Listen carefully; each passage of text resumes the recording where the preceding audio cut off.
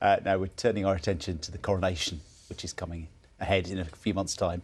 And the centrepiece of coronations for more than 700 years has been a medieval chair that kings and queens have sat on as the crown is placed upon their heads. Yeah, 700 years old. It's an old chair. It is. For the last 4 months, conservationists have been working to restore the chair ahead of the coronation of King Charles III at Westminster Abbey in May. But there is still work to be done to ensure it is fit for royalty. Our royal correspondent, Nicholas Witchell, reports. Just over 9 weeks to go now to the coronation, and Westminster Abbey is still busy with tourists. The physical preparation of the Abbey has barely begun. But in one of the Abbey's side chapels, one of the key components of the coronation is being made ready. This is the coronation chair, the 700-year-old chair made in the year 1300 and used at every coronation since then.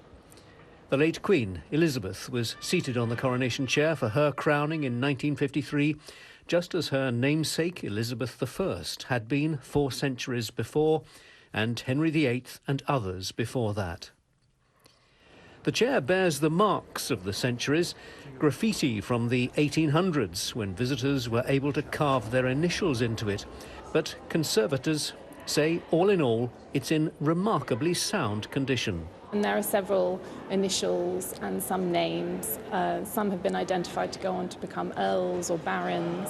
It's made from oak and it's gilded. It would have originally have painted and gilded glasswork as well, so it would have looked like a metallic object.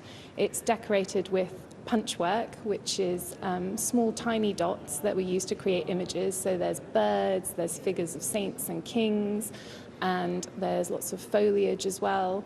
And because so little survives of English art from that time, it really is an exquisite example of the quality of craftsmanship that doesn't survive anymore. By Coronation Day, the chair's preparation will be complete. There'll be no attempt to restore its original gold leaf gilding. The significance of this chair is rooted in its age and the centuries of history that it embodies. There's one vital part of this historic chair which has still to be added.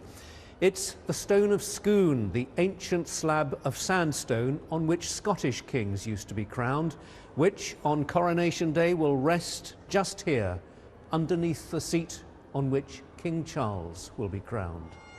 The stone of Scone, or stone of destiny as it's sometimes known in Scotland, will be brought from Edinburgh at some point over coming weeks to be placed in the chair which was originally designed to hold it. At that point, the chair will be ready.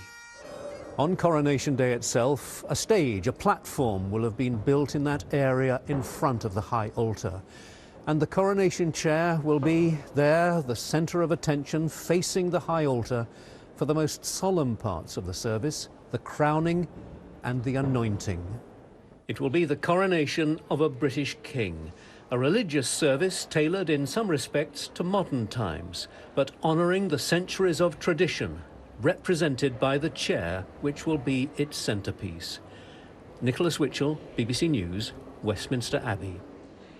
I feel our sofa's a little understated after that. I definitely don't want a chair like that. That would not be We comfortable. need some crests and panelling. No, I like it simple. I don't want the responsibility of that big chair. This is enough. Not enough gold.